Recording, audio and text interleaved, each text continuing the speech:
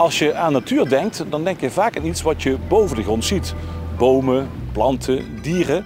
Maar wat er boven de grond leeft, wordt vaak bepaald door wat er in de grond zit. En daarom gaan we vandaag in Nature zo de diepte in. En dan zien we dat Limburg meer heeft dan alleen maar mergel.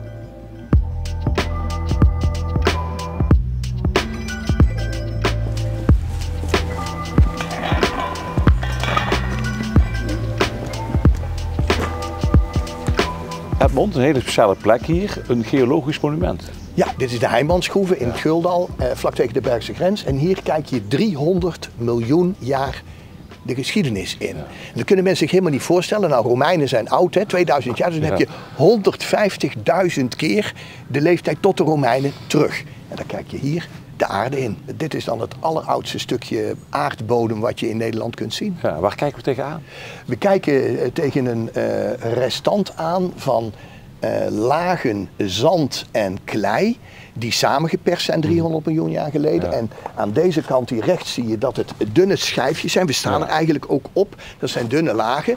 En in die hoek zie je veel meer dat het grote brokken zijn. Dat noemen we kolenzandsteen. Ja. Dan zijn we meteen bij het carboon. Ja, nou ja, de kolen. Steenkolen. Je weet dat Limburg daar toch heel veel aan te danken heeft. Ja, precies. In die tijd waren alle continenten die we nu kennen tot één geheel. Dat heet het Pangea-land. En je kunt dat nog een beetje op de kaart zien als je naar Zuid-Amerika kijkt. En je kijkt naar Afrika, dan zie je dat dat twee puzzelstukjes zijn die perfect in elkaar passen. Nou, ze hebben onderzocht hoe dat hele Pangea-land in elkaar zat. En Noord-Europa zat veel meer in het midden van dat Pangea-land. En dat lag op de plekken waar nu Suriname ligt. Dus er was een tropisch klimaat. En dat is de reden waarom die hele rijke vegetatie tot steenkool is uiteindelijk omgevormd.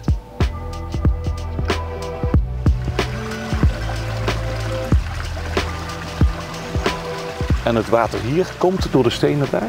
Ja, alles heeft met elkaar te maken natuurlijk. En die kolenzandsteen laat geen water door.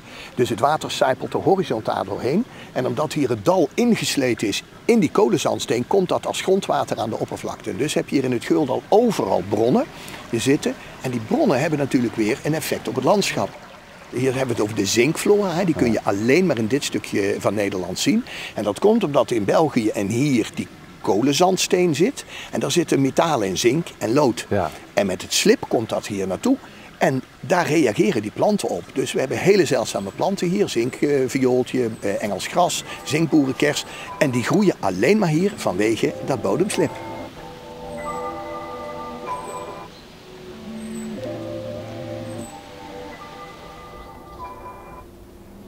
Wat je net in de Heimansgroeve hebt gezien in het klein, is dit eigenlijk in het groot. De Kotterse groeve.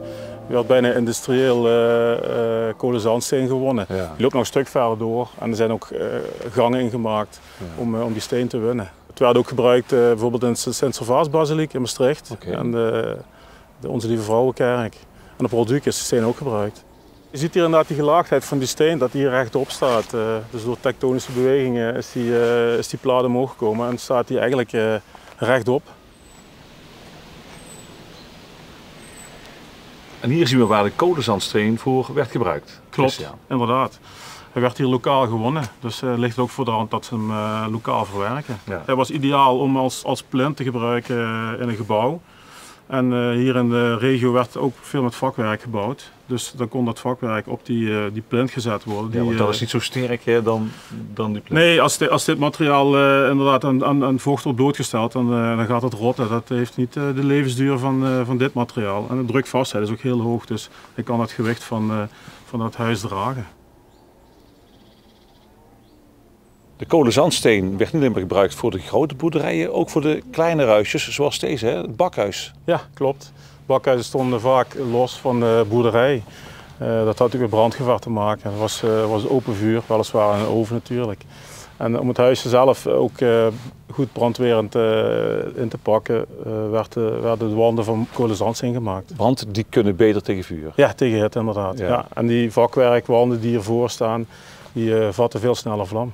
Ja, toen ook al alles voor de veiligheid. Ja, klopt. Ook door schade en schande natuurlijk wijs geworden.